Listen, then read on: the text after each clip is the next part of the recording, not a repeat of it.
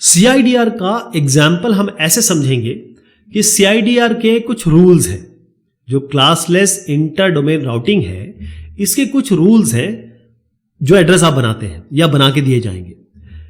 तो जो रूल्स हैं उनको हम एक एक करके देखेंगे और रूल्स के हिसाब से एक क्वेश्चन भी सॉल्व कर लेते हैं, तो एग्जाम्पल भी हो जाएगा, रूल भी आप समझ जाएंगे। पहली चीज जो इसमें आएगी वो है आपकी, क्योंकि हम ये एग्जाम्पल लेके चलेंगे, देखिए ये हमारा स्टार्टिंग एड्रेस है, ये हमारा एंडिंग एड्रेस है, ये बताना है कि ये वैलिड आईपी एड्रेस है कि नहीं और किस संदर्भ में, कि आपका ये CIDR एड्रेस है कि नहीं। अब CIDR एड्रेस कैसे निकलेगा ये भी मैं आपको बताता हूं। पहली चीज जो आती है वो जितने भी एड्रेसेस CIDR स्कीम में होते हैं वो कॉन्टिग्युअस होने चाहिए। जैसे मैंने लिखा 1 2 3 ये कॉन्टिग्युअस होगा, मैंने लिखा 1 2 4 ये कॉन्टिग्युअस नहीं है क्योंकि इसमें 3 गायब हो गया। कॉन्टिग्युअस मतलब एक के बाद एक। आप देखिए कि 100.1.2.32, अब इसके बाद एक एक करके अगला क्या होगा 100.1.2.33, फिर 34, ऐसे करते करते करते कहां पहुंचेंगे 47 तक। तो आप देख रहे हैं कि सारे के सारे जो है वो कॉन्टिग्युअस है, एक के बाद एक है। इसका मतलब पहला जो रूल है एक CIDR को बनाने का कि आपके जो आईपी एड्रेसेस है वो एक के बाद एक होने चाहिए बगैर गैप के, वो यहां फॉलो हो रहा है, तो इसका मतलब कॉन्टिग्यूटी है।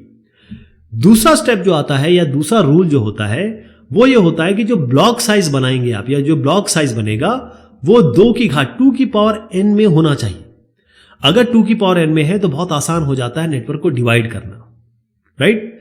अब जैसे मान लीजिए एक एग्जांपल में लेता हूं कि आप कहते हैं कि जो ब्लॉक साइज है वो 2 की पावर 5 है, क्योंकि 2 की पावर 5 यानी कि n 2 की पावर n होना चाहिए।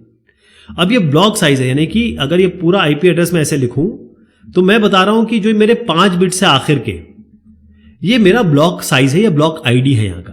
तो 5 बिट यहां यूज हो गया हमारे, कुल मिला के कितने हैं 32, तो 32 - 5 कितना हुआ 27, 27 नेटवर्क एड्रेस हो गया, ये करस्पॉन्ड करेगा। तो चलिए इसको देख लेते हैं कि भाई अगर हमारे 27 बिट ये हो गया, 5 बिट ये हो गया, जो नेटवर्क आईडी बता रहा है ये आपका 5 जो है ये होस्ट आईडी बता रहा है। क्या इस एग्जांपल में हमको मिल रहा है? देखिए पहले आपको क्या करना होगा, 32 से 47 तक गिनना होगा, उंगली में गिन लीजिए, 32 33 करके 32 33 करके 47 तक गिनिए। अगर मैं गिनता हूं तो मेरे उंगलियों पे ये 16 नंबर आते हैं।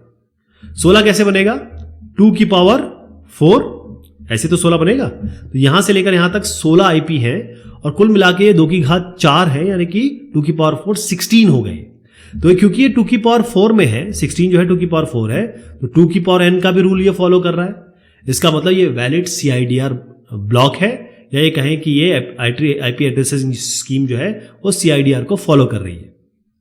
ओके, अब तीसरा जो रूल आता है इसमें वो ये होता है कि जो पहला आईपी एड्रेस होगा, अब होता क्या है कई बार क्वेश्चन में हमको आईपी एड्रेस दिया जाता है और उसके आगे जैसे /12 लगा दिया, /20 लगा दिया, तो हमको निकालना पड़ता है कि इस नेटवर्क का एड्रेस क्या है, कुछ बीच का दे दिया जाता है।